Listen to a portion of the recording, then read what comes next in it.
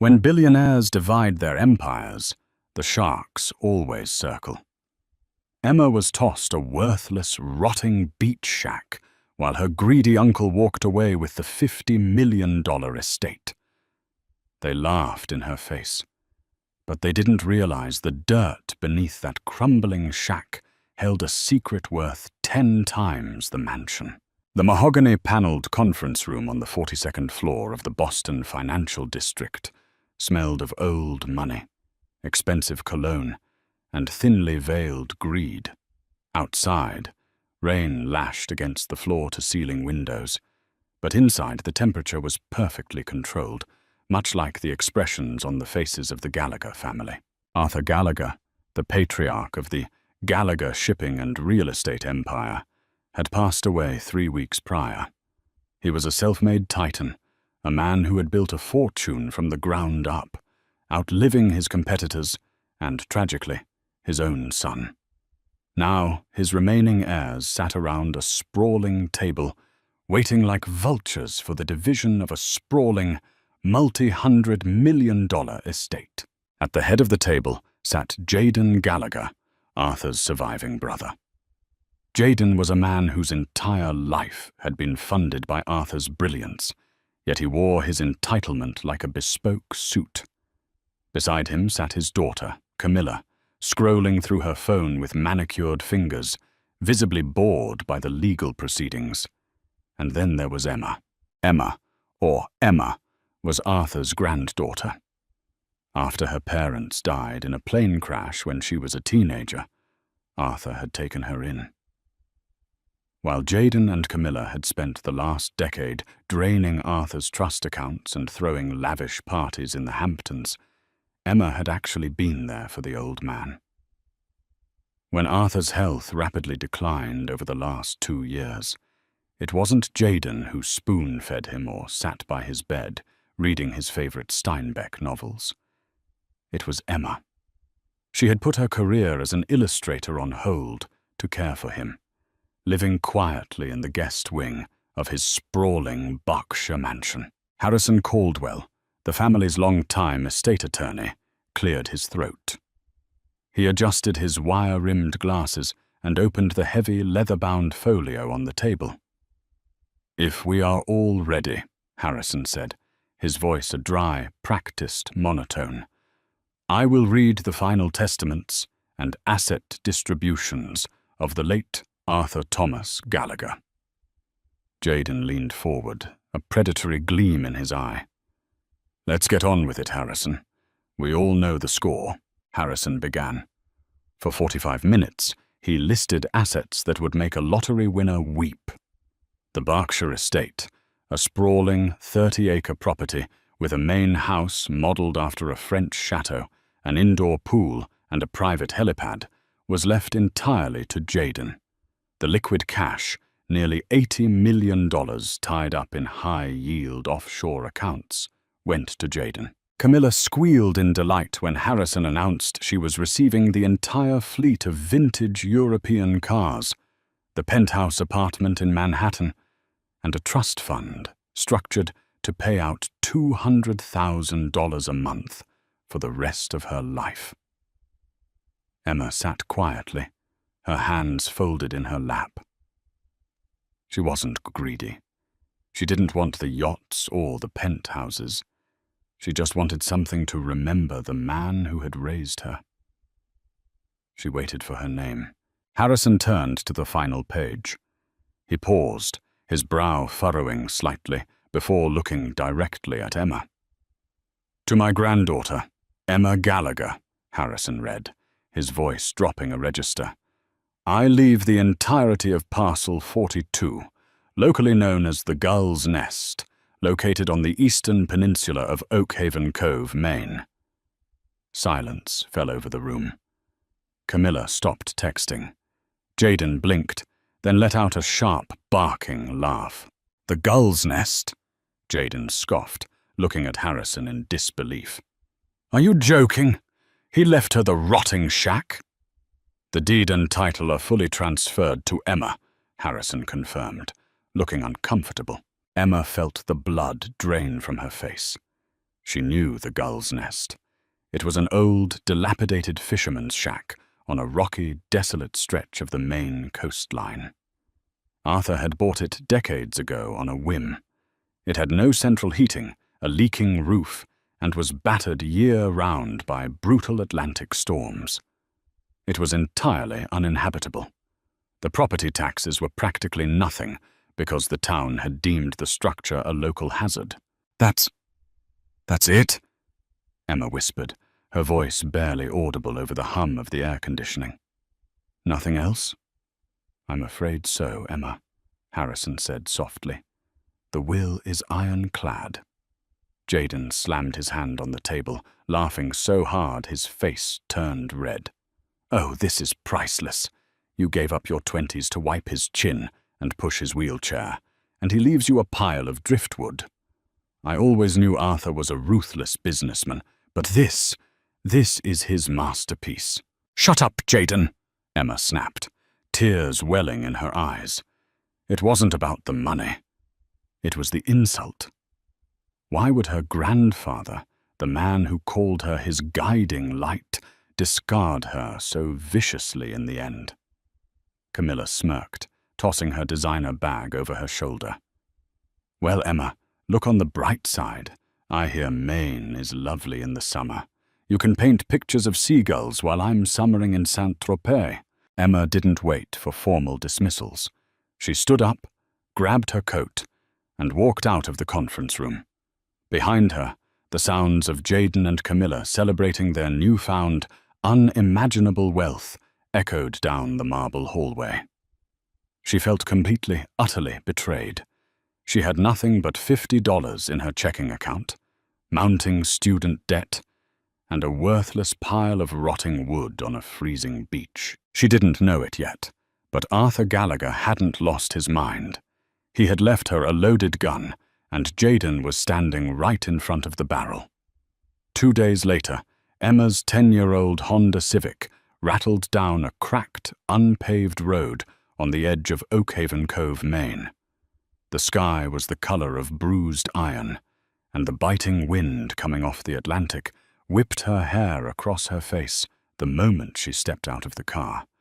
Before her stood her inheritance, the gull's nest. It was worse than she remembered. The 2-story structure was practically bowing to the ocean. Half the cedar shingles had been ripped away by nor'easters, exposing the gray, rotting wood beneath.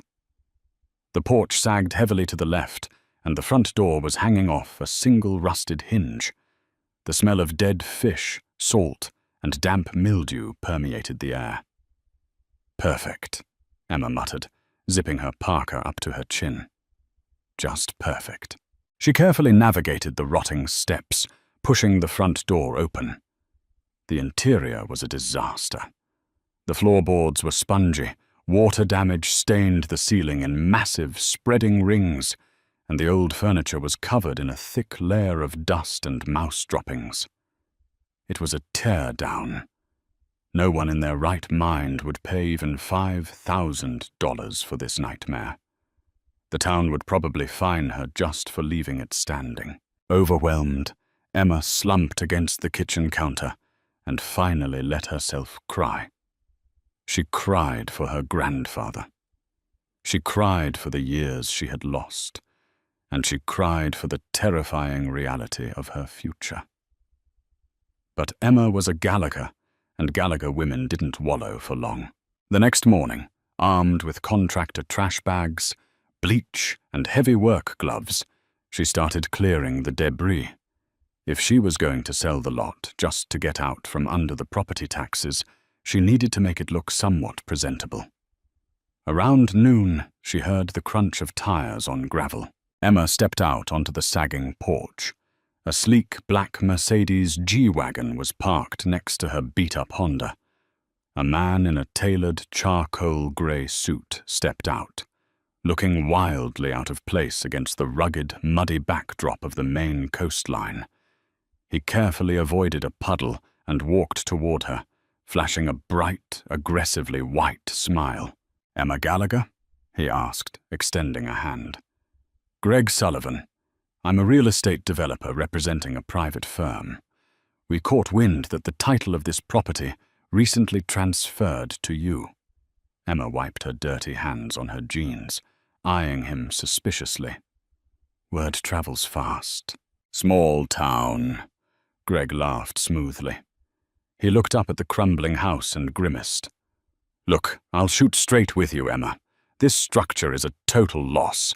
The foundation is cracked, there's toxic black mold, and it's barely up to code. You're looking at 40 grand just in demolition costs. But my firm is buying up some coastal lots to build a small community center. We're willing to take this headache off your hands."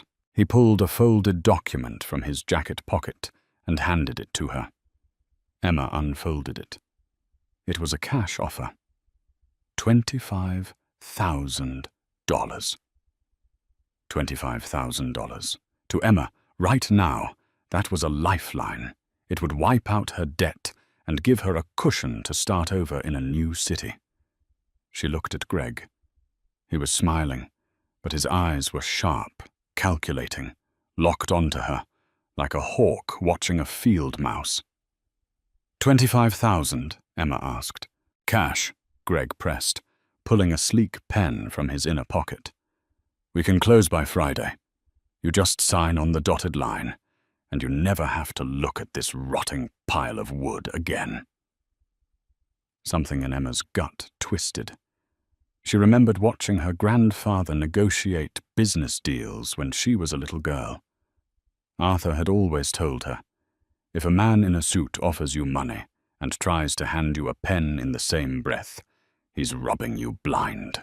Why would a developer in a G-Wagon drive all the way out to a forgotten cove on a Tuesday morning to offer her $25,000 for a lot he claimed was a financial black hole?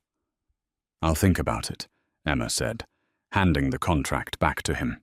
Greg's smile faltered. A flash of genuine irritation crossed his face before he masked it. "Emma, I wouldn't wait. Offers like this expire.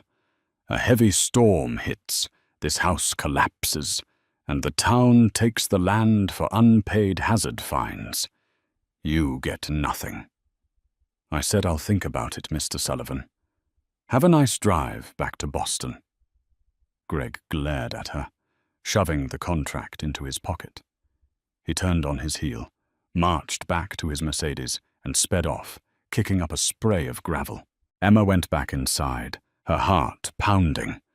Why did they want this land? She resumed cleaning, but with a new, frantic energy. She started tearing out the rotten floorboards in the living room, tossing the wood into the yard. As she pried up a particularly stubborn plank near the old stone fireplace, her crowbar hit something metallic. She paused, dropping to her knees. Reaching into the dark, dusty cavity between the joists, her fingers brushed against cold steel. She pulled it out. It was a heavy, fireproof lockbox. It was covered in decades of dust, but the combination dial was still functional. Emma stared at it. She tried Arthur's birthday. Nothing. She tried the day the company was founded. Nothing. Finally, with trembling hands, she entered her own birthday. Click. The heavy lid popped open. Inside it wasn't filled with money or jewelry. Instead, it was stuffed with manila folders, thick geological survey reports, and a single sealed envelope with her name written in Arthur's unmistakable scrawling handwriting. Emma ripped open the envelope and unfolded the thick stationery. "My dearest Emma," the letter began. "If you are reading this, it means I am gone, and Jaden is likely celebrating in my house, thinking he has won. I know you are hurt. I know the will reading felt like a betrayal. I needed Jaden to believe he had taken everything. I needed him to be blinded by his own greed. But Jaden is a fool who only sees the price tag, never the value." Emma held her breath, her eyes darting across the page. 5 years ago, Jaden made a secret, highly illegal backdoor deal with a conglomerate called Apex Holdings. He leveraged the entire Gallagher family fortune, everything I built, into a multi-billion-dollar luxury megaport project planned for the Maine coastline. If the port is built, Jayden becomes a billionaire. If it isn't, the collateral defaults, and Jayden goes entirely bankrupt. He loses the Berkshire estate, the cars, the cash, everything. Emma's hands started to shake. She pulled out one of the large survey maps from the lockbox and unrolled it on the floor. It was a massive blueprint for Apex Marine. It showed luxury yacht slips, casinos, and high-rise hotels stretching across hundreds of acres of Maine coastline. But right in the middle of the blueprint, highlighted in a bright, glowing red marker, was a tiny half-acre triangle of land. The Gull's Nest. Emma looked back at the letter. The Oakhaven Cove is the only natural deep-water channel for 60 miles, Arthur's letter continued. Without deep-water access, the mega-yachts cannot dock. Without the dock, the project violates its zoning permits. Without the permits, Apex Holdings collapses. 5 years ago, when I discovered Jayden's betrayal, I quietly bought the exact parcel of land that controls the riparian rights to that deep-water channel. I put it in a blind trust. And now, I have given it to you. Emma looked at the crumbling walls around her. This wasn't a punishment. It was a fortress. They cannot build around you, Emma, the letter concluded. They cannot dredge the channel without your signature. You are the bottleneck. You are the wall. They will send lawyers. They will try to bully you, bribe you, and lie to you. Jayden thinks he inherited an empire, but I left the keys to the kingdom in your hands. Bleed them dry, my girl. Make them pay. Emma sat in the dust, the letter resting in her lap, and slowly a smile spread across her face. $25,000? Greg Sullivan wasn't trying to buy a headache. He was trying to buy the survival of a $2 billion empire for pennies. Her phone buzzed in her pocket. It was a text from an unknown number. Emma, this is Jayden. I heard you went up to the shack. Let's not be silly about this. I'll give you $50,000 for the deed. Call me. Emma stared at the text. Her uncle, the man who had mocked her in front of the lawyers, the man who had stolen her inheritance, was already sweating. She typed her reply slowly, her fingers flying across the glass screen. The price just went up, Uncle Jayden, and it's going to cost you a lot more than money. The text message sent a shockwave all the way back to Boston. For 3 days, Emma's phone rang incessantly. First it was Greg Sullivan, sweet-talking and bargaining, his offers jumping in frantic increments. 50,000, 200,000, $500,000. When Emma blocked his number, the heavy artillery arrived. On Friday morning, a fleet of 3 black SUVs crawled down the muddy, unpaved road toward the Gull's Nest. Emma was sitting on the sagging porch, sipping black coffee from a thermos wrapped in one of her grandfather's old wool sweaters. She watched with cold detachment as her Uncle Jayden stepped out of the lead vehicle. He was flanked by his daughter, Camilla, who was shivering in a designer trench coat, and a tall, razor-thin man carrying a leather briefcase. "Emma!" Jayden called out, forcing a jovial, paternal tone that made Emma's stomach turn. He navigated the muddy yard as if walking through a minefield. "Look at this place, it's freezing. What are you doing out here playing pioneer?" "I'm enjoying my inheritance, Jayden," Emma replied, not getting up. "To what do I owe the pleasure?" Jayden's fake smile tightened. He gestured to the thin man beside him. "This is Jonathan Pierce. He's a senior partner at Kirkland & Ellis. We're here to help you out of this mess. I know you were disappointed at the reading of the will, sweetheart, and I want to make it right. Jonathan Pierce stepped forward, his eyes devoid of warmth. He didn't bother looking at the rotting house. He kept his gaze locked on Emma. "Miss Gallagher, your uncle has authorized me to offer you a highly generous settlement. We are prepared to write you a certified check today for $2 million in exchange for the immediate transfer of the deed to Parcel 42. Camilla crossed her arms, shivering against the biting Maine wind. "Take the money, Emma. Don't be an idiot. You're literally living in a dumpster. $2 million is more than you'd make in a lifetime drawing your little cartoons." Emma took a slow sip of her coffee. She looked at Jaden, noticing the deep purple bags under his eyes. The perfectly styled hair was slightly unkempt. The pressure was already getting to him. $2 million, Emma mused aloud. She set her thermos down. It's a funny number.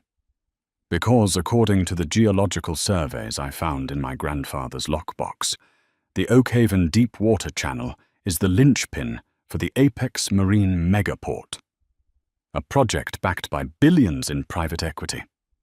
She leaned forward, locking eyes with her uncle. A project you illegally collateralized the entire Gallagher estate to buy into. If you don't get the permits to dredge this channel, J.P. Morgan Chase calls in your margin loans and you default. Jaden's face went completely ashen. Camilla's jaw dropped. The wind seemed to suddenly howl louder, whipping the tension into a frenzy. "How?" Jaden stammered, stepping back. "How do you know about that?" "Arthur left me a letter," Emma said coldly. "He knew exactly what you did, Jaden. And he left me the one piece of land that can destroy you." Panic flashed in Jaden's eyes, quickly replaced by a venomous, unhinged rage. The paternal mask shattered. "You listen to me, you ungrateful little brat," he roared, lunging forward before Jonathan Pierce caught his arm. "I built the modern infrastructure of this company. Arthur was a dinosaur. I'm not going to let a glorified nursemaid tear down my empire over a pile of driftwood." "It's not your empire," Emma said softly. "It never was." Jonathan Pierce adjusted his tie, stepping between them. His voice was dangerously calm. "Miss Gallagher, if you want to play hardball, you should know you are vastly outmatched. If you refuse to sell, we will simply bypass you. We have already spoken with Mayor Thomas Harding of Oakhaven. The town is fully prepared to seize this property under eminent domain, citing urban blight and the economic benefits of the port. You will be forced out, and the court will award you a fraction of what we are offering today. Do not test us." Emma felt a momentary spike of fear. Eminent domain. The government's right to seize private property for public use. It was a classic, dirty corporate tactic.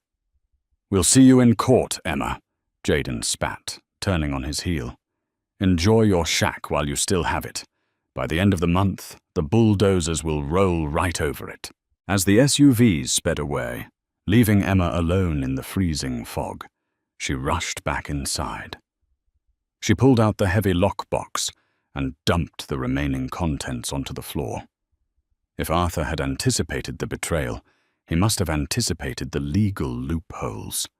He wouldn't have left her defenseless against a corrupt local mayor and a team of corporate sharks. She pored over the thick files for hours. She read through maritime laws, zoning permits, and old property deeds. And then, at the very bottom of the box, tucked inside a faded manila envelope dated from 1982, she found it. It was a federal document, stamped with the seal of the United States Department of the Interior.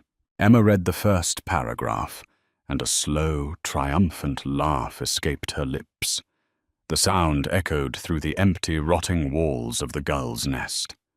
Uncle Jaden and his high-priced lawyers had missed one crucial detail. They had assumed Arthur bought the land 5 years ago to spite them. But Arthur had owned the deep water rights long before that.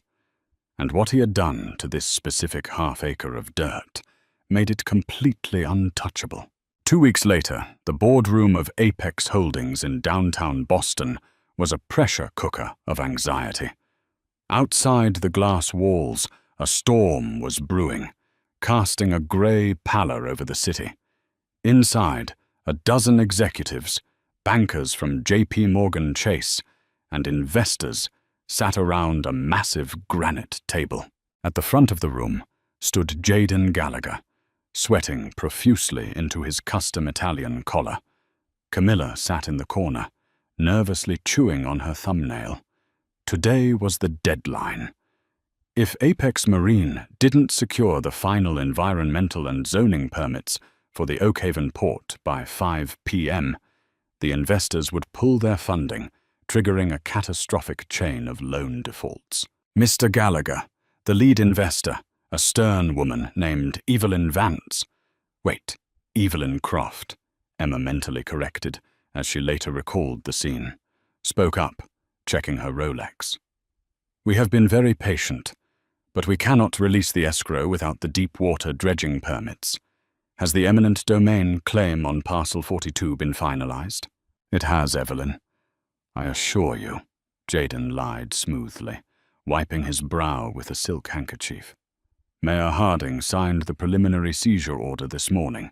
The property will be bulldozed by Monday. The port is clear to proceed. The heavy mahogany doors of the boardroom suddenly swung open. Every head turned. Emma stood in the doorway, flanked by 2 security guards who looked deeply confused. She wasn't wearing a muddy parka or a wool sweater today. She wore a sharp, tailored black blazer and held a sleek leather briefcase. She looked exactly like Arthur. "Emma," Jayden hissed, his face flushing crimson.